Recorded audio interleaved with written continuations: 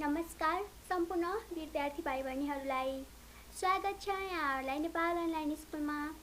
आज हामी मेरो नेपाली कक्षा 2बाट पाठ नम्बर 7मा रहेको गुनिलो जनावर गाईको नाममा लेखिएको एउटा शीर्षक छ र आज हामी यसको बारेमा केही कुराहरू पढ्ने र केही अभ्यासहरू गर्नेछौँ।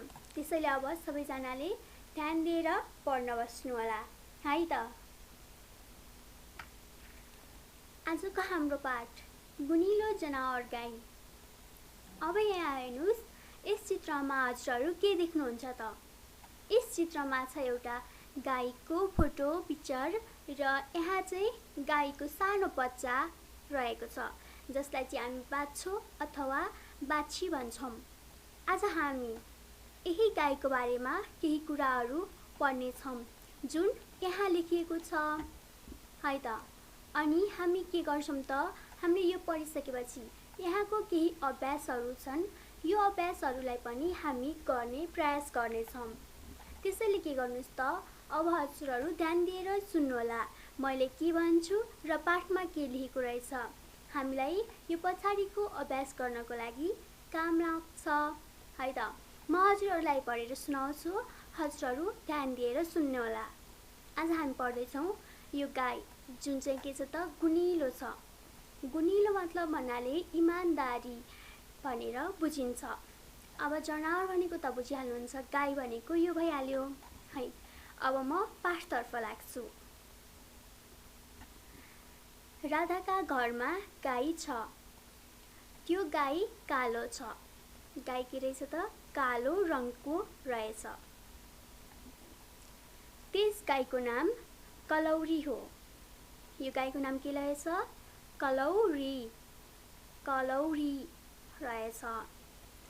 कलौरीको एउटा बाछो छ। अघि मैले भनेको थिएँ हजुरहरूलाई, यो गाईको के हो त, यो त कि त बाछो हुनसक्छ कि त बाछी हुनसक्छ।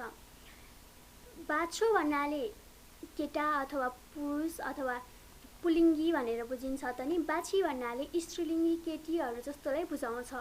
त्यसैले गाईको के भन्छ त, पुलिङ्गलाई बाछो भनिन्छ र स्त्रीलिङ्गीलाई बाछी भनिन्छ। त्यसैले यो के रहेछ त, यो चाहिँ पुलिङ्गी रहेछ, मतलब बाछो रहेछ। अब हेरौँ अरू। बाछोको जिउ कतै कालो त कतै सेतो छ। हजुरहरूले यो चित्रमा देख्नु भएको छ। त्यसको नाम तिल्के हो। यसको नाम, गाईको नाम के रहेछ त, कलौरी रहेछ। अनि बाछोको नाम के रहेछ त, तिल्के रहेछ। अब हामी यसैको बारेमा केही पढ्छौँ। कलौरीले घाँस पराल र कुरो खान्छ, तिल्केले घाँस खान सक्दैन। तिल्केले आफ्नै आमाको दुध चुस्छ। हेर्नुहोस्, यो गाई ठुलो छ, त्यसैले के गर्छ त, कलौरीले चाहिँ घाँस पराल कुरो आदिहरू चाहिँ खाने गर्दछ। तर यो गाई चाहिँ के छ त, तर यो गाई चाहिँ सानो छ, त्यसैले घाँस खान सक्दैन। त्यसैले यो तिल्केले के गर्छ त, आफ्नै आमाको दुध चुस्ने गर्दछ। अब हेरौँ अरू। कलौरीले तिल्केलाई माया गर्छ। कलौरी तिल्केको जिउ चाट्छ। के गर्दो रहेछ, आफ्नो आमाले चाहिँ उसको बच्चाको जिउलाई चाहिँ धेरै माया गर्ने र उसको जिउलाई चाहिँ के गर्छ त, चाट्ने काम गर्दछ। जनावरहरूमा चाट्नु भनेको चाहिँ के गर्नु त, माया गर्नु हो। यसलाई माया गर्नु हो। गाईले आफ्नो बाछोलाई चाहिँ माया गर्नु भनेर हामी बुझ्दछौँ। अब हेरौँ अरू। राधाका बुबाले दुधबाट दही बनाउनुहुन्छ। उहाँले दहीबाट मही र नुहाउने बनाउनुहुन्छ। राधाका परिवारमा दुध र दुधबाट बनेका खानेकुराहरू खान्छन्। हजुरहरूले यहाँ बुझ्न सक्नुहुनेछ, गाईले के दिँदो रहेछ त, गाईले चाहिँ दुध दिने गर्दछ र त्यो दुधलाई चाहिँ राधाका बुवाले के गर्नुहुन्छ त, त्यसबाट दही र मही बनाउनु गर्नुहुन्छ अनि नुहाउने पनि बनाउनुहुन्छ। त्यसैले राधाका परिवारमा के हुन्छ त, दुध र दुधबाट खानेकुराहरू पाइन्छ र उहाँहरू त्यही खानुहुन्छ। अब हेरौँ अरू। गाईको दुध दहीलाई गोरस पनि भनिन्छ। गाईले हामीलाई के दिन्छ? दुध दिन्छ। त्यसबाट के बन्छ? दही, मही र नुहाउने बन्छ। त्योहरूलाई चाहिँ के भन्ने रहेछ त? गोरस भनेर पनि भन्ने गरिदो रहेछ। हजुरहरू बुझ्नुहोस् है, गोरस भनेको के हो? गाईको दुध अथवा दहीलाई चाहिँ के भनिन्छ? गोरस भनिन्छ। राधाका परिवार गोरस खाएर मोटाघाटा र बलिया भएका छन्। उनीहरू दुध, घिउ बेचेर चाहिँ के गर्छन् त? पैसा कमाउने गर्दछन्। अब यहाँबाट बुझ्न सक्नुहुनेछ कि राधाका परिवारले के गर्छन् त? गोरस खान्छन्। गोरस भनेको मतलब के हो त? दुध, दही हो। त्यो खाए भने चाहिँ के हुन्छ त? मोटाघाटा र बलियो भइन्छ। मोटाघाटा भनेको मोटो, जिउ लागेको भन्छ नि, हो त्यो हुन्छ र बलियो भइन्छ। र राधाको परिवारले चाहिँ के गर्दो रहेछ त? दुध र घिउ बेचेर चाहिँ पैसा कमाउने पनि गर्दो रहेछ। अब हेरौँ अरू। गाईको गोबर राम्रो मल हो। गोबर मलबाट बोट बिरुवा सप्रन्छन्। अब यहाँबाट हजुरहरूले एउटा अर्को कुरा थाहा पाउन सक्नुहुनेछ। गाईले चाहिँ के गर्छ त? गोबर दिने गर्दछ र गोबर के हो त? एउटा राम्रो मल हो। जसले के हुन्छ त? जसको जुन मलबाट चाहिँ बोट बिरुवाहरू एकदमै राम्रोसँग सप्रने गर्दछन्। राधाको परिवारले खेतबारीमा गोबर हाल्छन्। गोबरले खेतबारी मलिलो भएको छ। त्यहाँ धेरै सागपात र अन्न उब्जन्छ। राधा गोबरले घर पनि लिप्छिन्। यहाँबाट हजुरहरूले बुझ्न सक्नुहुनेछ गाईले दिएको गोबरबाट चाहिँ के काम हुँदो रहेछ। गाईले दिएको गोबर मलबाट चाहिँ एउटा त राम्रो खेती हुने भयो, राम्रोसँग बोट बिरुवाहरू सप्रन सक्ने भयो। त अर्को के गर्छ त? घरमा पनि लिप्ने गरिन्छ। जुन घरमा माटोले पोतिएको हुन्छ त्यो घरमा चाहिँ के गरिन्छ त? गाई बस्तुको गोबरबाट चाहिँ घर लिप्ने गरिन्छ, रङ्ग्याउने गरिन्छ। त्यसैले यसले दिएको गोबर पनि के गर्छ त? घर लिप्नलाई प्रयोग गरिन्छ। अनि अर्को कुरा, यो गोबर छ नि, यसले चाहिँ के गर्छ त? खेतबारीमा प्रयोग गर्यो भने चाहिँ माटोलाई एकदमै मलिलो बनाउने गर्दछ। जसले गर्दा के हुन्छ त? अन्न र सागपातहरू चाहिँ के हुन्छ त? राम्रोसँग फल्ने अनि राम्रो बोट बिरुवा हुने अनि रोगहरू नलाग्ने, त्यो राम्रो खालको विशेषताहरू पाइन्छ गाईको गोबरमा चाहिँ। त्यसैले के गरिन्छ त? यसलाई खेतबारीमा पनि प्रयोग गरिन्छ। अब हेरौँ अरू। कलौरीको तिल्के बाछो बढेर गोरु हुन्छ। मैले अघि नै हजुरहरूलाई भनेको थिएँ गोरु भनेको के हो त? पुलिङ्गी हो। र अब के काम हुन्छ गोरुको भन्नुहोस् त? खेतबारी जोत्ने। अब यहाँ पनि त्यही नै लेखिएको छ। तिल्केले खेतबारी जोत्छ।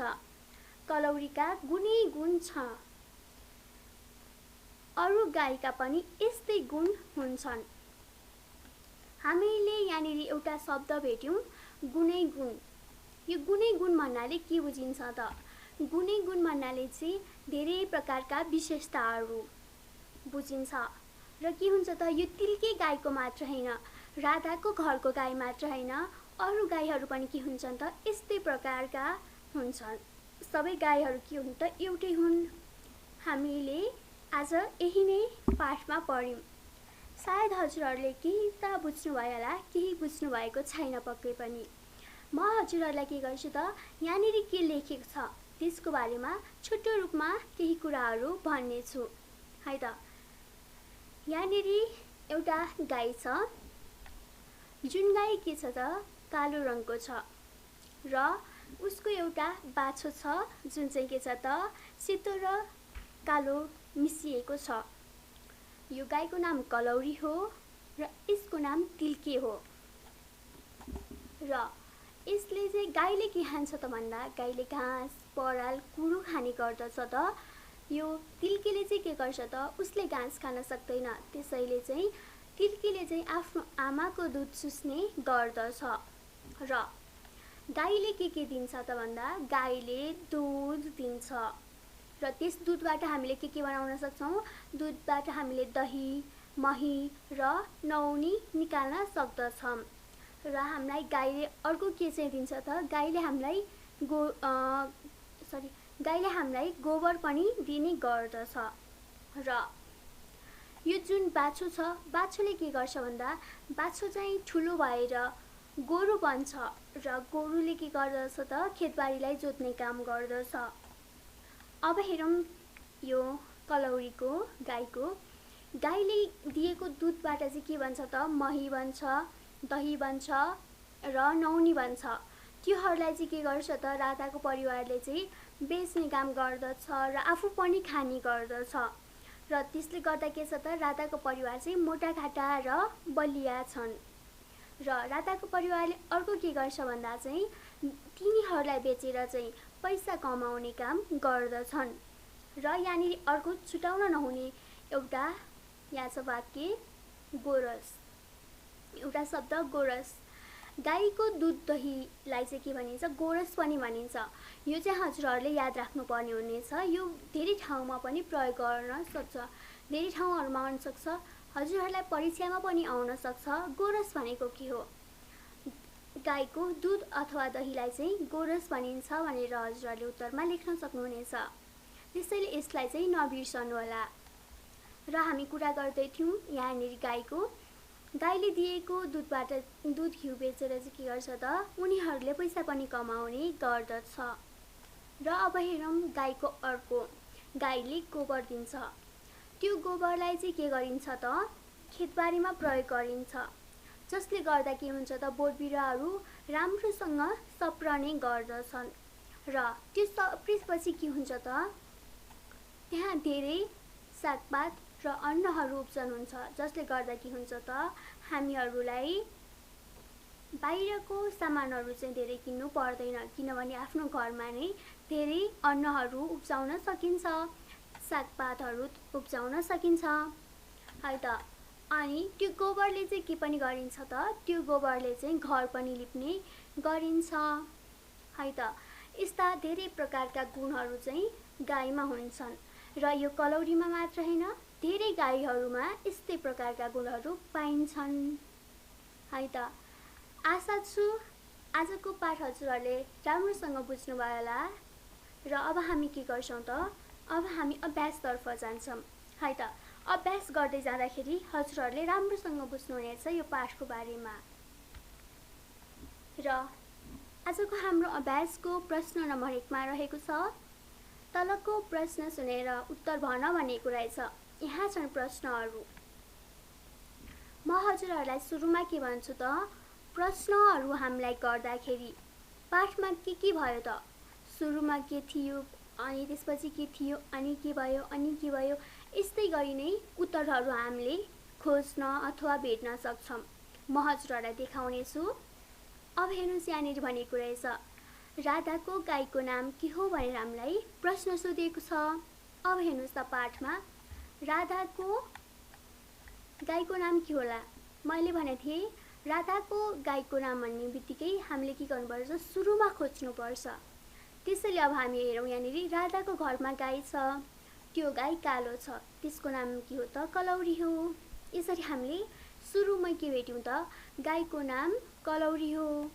त्यसैले अब हामी उत्तरमा के लेख्छौँ त, राधाको गाईको नाम कलौरी हो। अब हेरौँ ख नम्बरमा, बाछाको नाम के हो भनेको रहेछ। अब हेरौँ हामी यहाँनिर के छ त, कलौरीको एउटा बाछो छ र बाछोको जिउ कतै कालो त कतै सेतो छ, त्यसको नाम के हो त, तिल्के हो। त्यसैले हामीले उत्तरमा लेख्न सक्छौँ बाछोको नाम तिल्के हो। अब हेरौँ अर्कोमा, ग नम्बरमा, गाईले के खान्छ। मैले हजुरहरूलाई पहिले नै भनेको थिएँ, गाईले घाँस खान्छ, गाईले पराल खान्छ, गाईले कुडो खान्छ। यो कुराहरूलाई चाहिँ हजुरहरूले लेख्न सक्नुहुनेछ। अब हेरौँ यहाँनिर अर्को घ नम्बरमा के छ, राधाका बुवाले दुधबाट के बनाउनुहुन्छ। यहाँ हेरौँ, दुधबाट के बनाउन सकिन्छ। राधाका बुवाले चाहिँ दुधबाट दही मही बनाउनुहुन्छ, अनि दुधबाट दही बनाउनुहुन्छ, उहाँले दहीबाट मही र नौनी बनाउनुहुन्छ।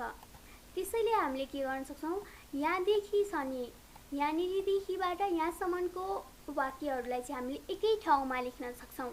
जस्तै कि राधाको बुबाले दुधबाट दही र दहीबाट मही र नौनी बनाउनुहुन्छ।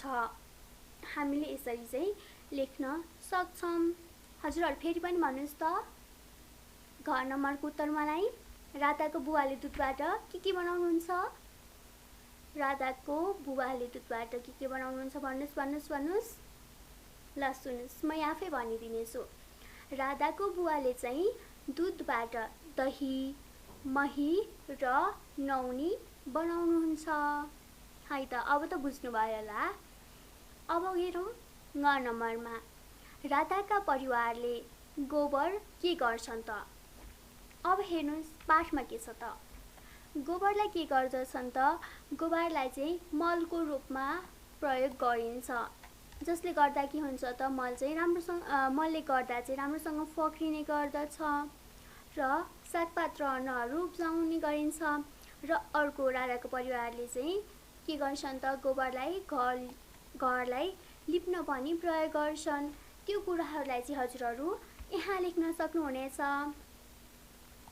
राधाका परिवारले गोबरलाई खेतबारीमा प्रयोग गर्ने र घर लिप्ने गर्छन् है त।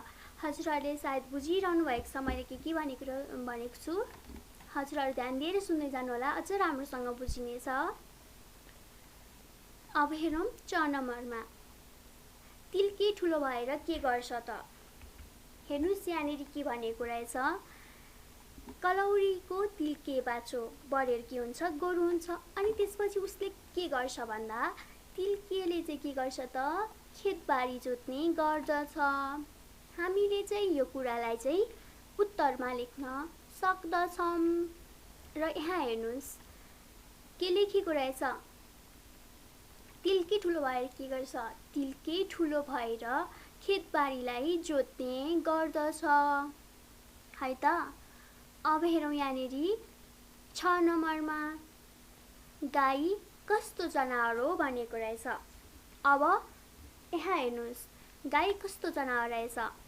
कलौरीका गुणै गुण छ र अरू गाईको पनि के हुन्छ त, यस्तै गुण हुन्छ। यसको मतलब के हो त,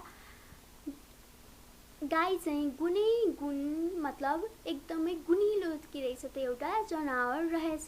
त्यसैले हामीले यहाँ लेख्न सक्छौँ 6 नम्बरमा, गाई गुणिलो जनावर हो। हामीले सुरुमा नै पढेका थियौँ, गाई के हो त, गुणिलो जनावर हो। गुणै गुणले भरिएको, एकदमै राम्रो, धेरै काम राम्रो गर्ने। जस्तै यसले के गर्छ, हामीलाई दुध दिन्छ, मही, अनि त्यस दुधबाट दही बनाउन सकिन्छ, मही बनाउन सकिन्छ, अनि नौनी पनि बनाउन सकिन्छ। त्यसलाई हामीले खायो भने के हुन्छ, हामी बलियो र मोटाघाटा हुन्छौँ। त्यसलाई बेच्यो भने के हुन्छ र त्यसबाट पैसा कमाउन सकिन्छ। र फेरि त्यसले दिएको मलबाट के हुन्छ त, हामीले खेतबारीमा प्रयोग गर्यौँ भने त्यो मलबाट चाहिँ बोटबिरुवाहरू एकदमै राम्रोसँग सप्रने गर्दछन्।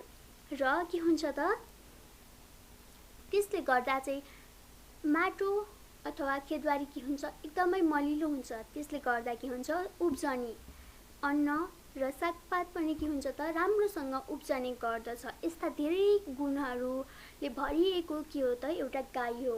त्यसैले गाईलाई के भनिन्छ, एकदमै गुणिलो जनावर भनिन्छ। त्यसैले यहाँनिर हजुरहरू लेख्न सक्नुहुनेछ, गाई गुणिलो जनावर हो है त।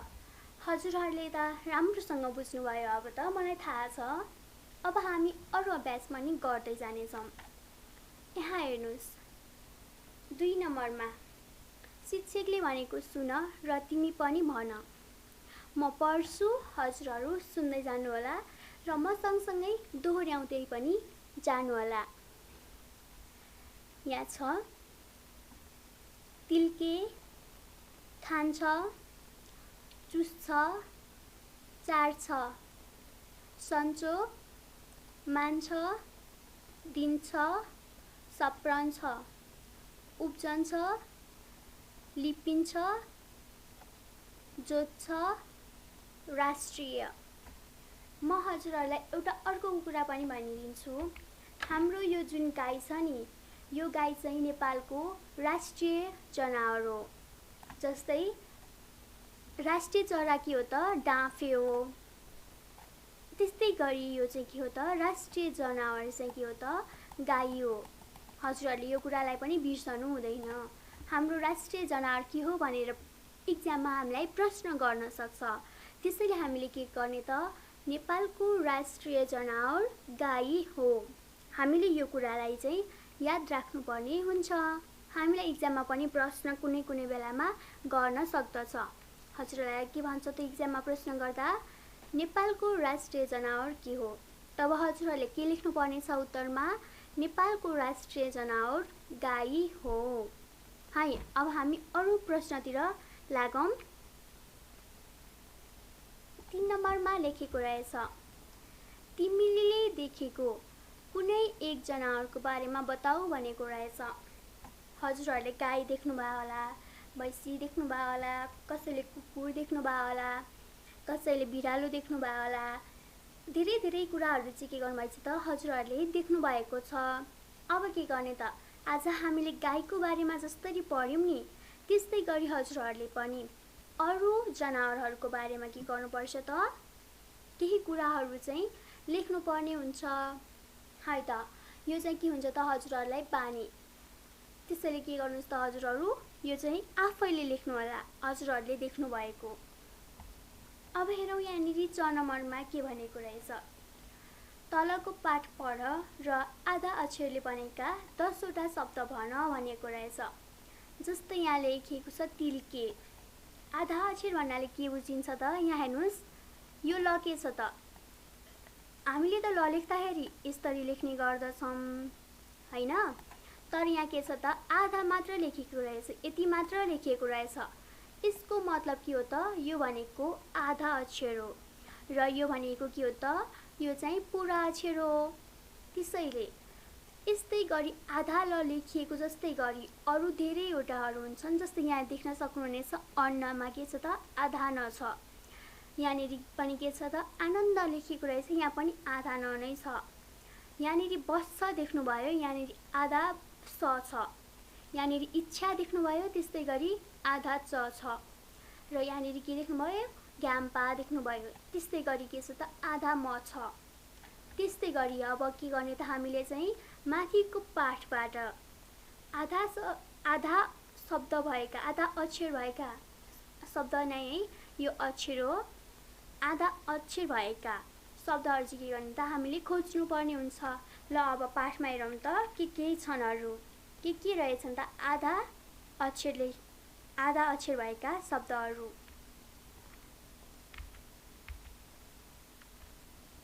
ल अब सबैजनाले के गर्नुहोस् त? पाठ पढ्दै जाउँ है। अनि हजुरहरूले जहाँ देख्नुहुन्छ त्यहाँ के गर्नुहोस् त? सिधा एउटा धर्को तान्नुहोस् अथवा त्यसलाई गोलो घेरा लगाइदिनुहोस्। म पनि यहाँ केही त्यस्ता शब्दहरूलाई के गर्छु त? गोलो घेरा लगाइदिन्छु र हजुरहरू के गर्नुहोस् त? त्यसलाई कापीमा टिप्नु होला है त। म यहाँ देखाउँछु। हजुरहरू यहाँ हेर्नुहोस्, तिल्के। यो त हामीलाई के थियो? उदाहरणमा दिएको थियो। त्यसैले हामीले यसलाई नलेख्ने, हामीले अरू पनि थुप्रै त्यस्ता के गर्छौँ त? शब्दहरू भेट्छौँ। यहाँ छ एउटा खान्छ,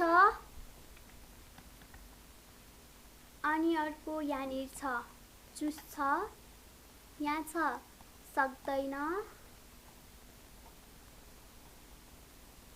अनि यहाँ छ सन्चो, यहाँ छ दिन्छ, अनि हजुरहरू पनि खोज्दै जानुहोस् है। यहाँ छ खान्छन्, अनि अरू हेरौँ सप्रन्छन्, त्यहाँ अन्न उब्जन्छ, लिप्छिन्, तिल्की अघि नै भइसकेको छ, जोत्छ। यस्तै हेर्नुहोस् त, हामीले 10 वटा मात्र भेट्यौँ त, हामीले त धेरै शब्दहरू त्यस्तोहरू भेट्यौँ। अब के गर्ने त? यसलाई चाहिँ हामीले पाठमा लेख्ने, पाठको मतलब अभ्यासमा दिएको। यो प्रश्न जुन छ यहाँनिर चाहिँ अघि हामीले देखाएका शब्दहरूलाई चाहिँ यहाँ लेख्दै जानु होला। हजुरहरूले जति सक्नुहुन्छ त्यति लेख्नुहोस्। हजुरहरूलाई के हुन्छ त जति लेख्दै गयो त्यति के हुन्छ त फाइदा हुन्छ। त्यसैले के गर्ने त लेख्ने, आफूले जति सकिन्छ लेख्दै जाने। है त अब हेरौँ हामी अर्को नम्बरको प्रश्नमा। तलका शब्द पढेर सुनाऊ भनेको रहेछ। यो चाहिँ हजुरहरू पढ्नु होला। है त हामी जान्छौँ अब 6 नम्बरमा। शब्द र अर्थको जोडा मिलाऊ भनेको रहेछ। यहाँ छन् शब्द र यहाँ छ अर्थहरू। हामीले के गर्ने त यिनीहरूलाई जोडा मिलाउने। अब हेर्नुहोस्, कुडो भन्नाले के बुझिन्छ त? कुडो केले खान्छ? गाईले खान्छ। त्यसैले कुडो भनेको के हो त? हजुरहरू भन्नुहोस् त हाम्रो अर्थमा के लेखिएको छ? कुडो भन्नाले चाहिँ हामीले गाईको खानेकुरा भनेर बुझ्न सक्छौँ। है त अब हेरौँ यहाँनिर सन्चो। सन्चो भनेको के हो? हजुरहरू भन्नुहोस् त। हजुरहरूलाई कसैले के छ भनेर सोध्यो भने हजुरहरू के भन्नुहुन्छ? सन्चो छ भन्नुहुन्छ। सन्चो छ भनेको के हो? मलाई आनन्द छ भन्नु हो। त्यसैले हजुरहरूले यहाँ आनन्द लगाउन सक्नुहुनेछ। है त अब यहाँनिर छ अर्को सप्रनु। सप्रनु भन्नाले हजुरहरू के बुझ्नुहुनेछ?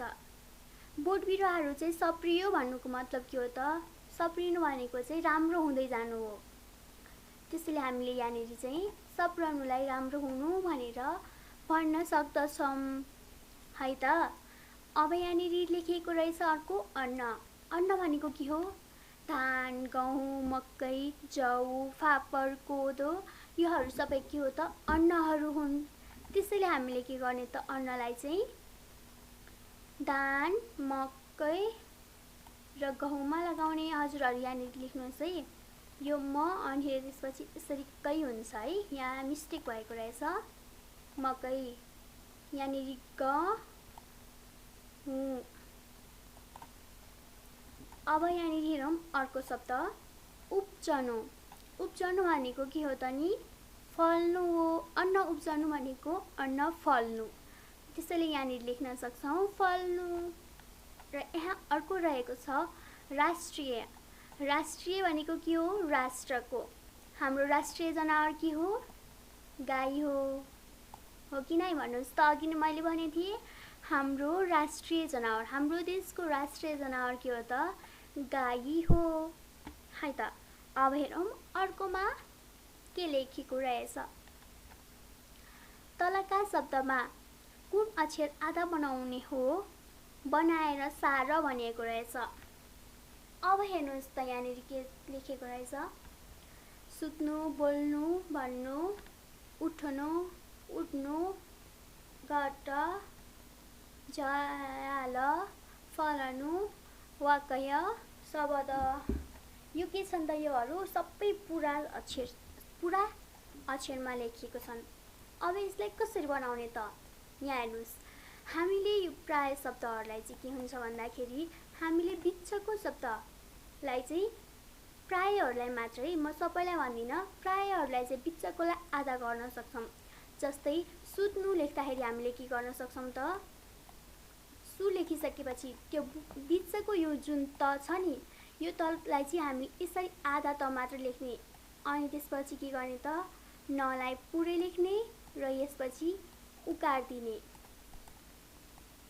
हामीले यसरी चाहिँ के गर्न सक्छौँ? सुत्नु भनेर लेख्न सक्छौँ। त्यस्तै गरी यहाँनिर सब बोल्नु।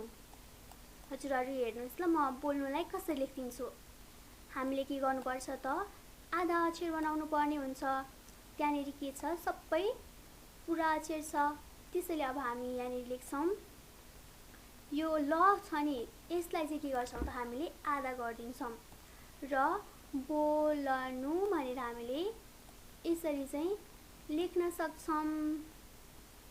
है त यस्तै गरी म हजुरहरूलाई भनिदिन्छु। अब बाँकीहरू चाहिँ हजुरहरू आफैले लेख्दै जानु होला। यो बिचकोलाई सु तनु, तलाई आधा गर्ने। यो बोल्नुलाई पनि यति त मैले के गरिदिइसक्यो, लेखिदिइसक्यो। अब यहाँनिर हेर्नुहोस्, यो जुन न छ नि भन्नु, यो पुरा न हो है। यो के छ त पुरानो छ। अब हामीले आधा न कसरी गर्ने त? आधा नगर्दाखेरि चाहिँ हामीले यसरी लेख्ने। सायद हजुरहरूले बिर्सनु भयो, यो के हो त? आधा न हो। अब यहाँनिर हेर्नुहोस्, उठ्नु। यो ठ जुन छ नि, यसलाई चाहिँ के गर्नुहोस् त हजुरहरू, यो ठ लेखिसकेपछि नि यहाँनिर एउटा सानो धर्का तान्दिनुहोस्। यसरी चाहिँ हामीले यहाँनिर लेख्छु म। यसरी चाहिँ हामीले उठ्नु भनेर लेख्न सक्छौँ। अब उड्नुमा पनि उ लेख्ने अनि डम्मा चाहिँ यस्तो तानिदिने। है त, यहाँनिर यो शब्द बिग्रिएको छ। यहाँनिर के हुनु पर्थ्यो त?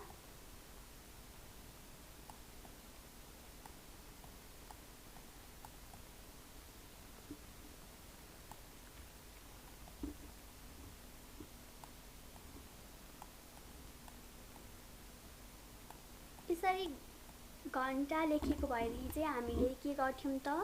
त्यो बिग्रेको छ हजुरहरू, यसरी सच्याइदिनु होला। यसरी लेखिएको घन्टालाई चाहिँ हामीले घ लेख्ने होइन, अनि त्यसपछि यो अड छ नि, जुन अडलाई चाहिँ हामीले आधा मात्र लेखिदिने र यहाँनिर टा लेखिदिने। यसो गरिसकेपछि चाहिँ के हुन्छ त? हाम्रो आधा अक्षर बनाउन सकिन्छ। हामीले यसको ठाउँमा के गर्नुहोस् त? यहाँनिर एउटा सानो धर्का तानिदिनुहोस् र यहाँनिर पनि एउटा सानो धर्का तानिदिनुहोस्। यो प्रश्न बिग्रिएको छ र के गर्ने त? यसरी घन्टा लेखिदिने। अब हेर्नुहोस्, यो झ्याल, यो जुन झ छ नि हजुरहरूले देख्नु भएको यो झलाई चाहिँ कसरी झ्याल गर्ने त? हजुरहरूले झ लेख्दाखेरि यसरी जानुहुन्छ नि, यसरी झ गरिदिने अनि त्यसरी यहाँनिर या लेखिदिने अनि त्यसपछि ल लेखिदिने। है त, यो झको यो पुरै हामीले जब झ लेख्दाखेरि यहाँनिरबाट यसो गर्छौँ नि, यो झलाई चाहिँ यसरी पुरै नगरिदिने। यो झ लेखिसकेपछि चाहिँ यहाँबाट यस्तो गरिदिने, हामीले यसो गरिदिने अनि के हुन्छ? त्यो चाहिँ आधा छ बन्द छ। है त, अब हेरौँ यहाँनिर फल्नु। फल्नुलाई पनि हामीले आधा ल गरिदिने यो बिचको, यहाँनिरको जस्तै गरी। अनि वाक्य, यो चाहिँ के हो भन्दा यो चाहिँ पुरै क हो। बुझ्नुहोस् ल, यो भनेको के हो? पुरै क हो। हामीले आधा क गर्दाखेरि चाहिँ यसरी गर्न सक्छौँ। यो पनि के गर्ने त? अघि झको जस्तै आधा मात्र लेखिदिने। यो चाहिँ के हो त? आधा क भयो। अब शब्द हजुरहरूले देख्नुभयो, यो के हो त? पुरै ब हो। अब हामीले बलाई आधा गर्दा कसरी गर्ने? यति मात्र लेखिदिने। यहाँको जुन धर्का हुन्छ यो चाहिँ नलेखिदिने र हामीले यसलाई पनि परिवर्तन गर्ने। हामीले परिवर्तन गर्दाखेरि यिनीहरूलाई चाहिँ गर्नुपर्छ र के गर्ने त? हामीले आधा अक्षरलाई चाहिँ बनाउने। है त, अब हेरौँ अर्को नम्बरमा के छ। अब हेरौँ 8 नम्बरमा, तल दिएका मिल्ने शब्द राखेर वाक्य सार भनेको रहेछ। यहाँ छ सन्चो, अन्न, उब्जन्छ, कुँडो र यहाँ हामीलाई के दिएको छ? वाक्यहरू दिएको छ। अब हामीले चाहिँ यहाँ भर्नुपर्ने हुन्छ। गाईले डडरट खान्छ। गाईले के खान्छ भन्नुहोस्? गाईले कुँडो खान्छ। हामीले यो चाहिँ के गर्ने त? 1 नम्बरमा लेखिदिने। मतलब यो भनेको के हो? क नम्बरको। यो के हो त? 1 नम्बरमा। अब हेरौँ यहाँनिर खमा 2 नम्बरमा के छ त? मानिस डडरट खाएर बाँच्छन्। मानिसहरूले के खान्छ त? हामीहरूले के खान्छौँ हजुरहरू भन्नुहोस्?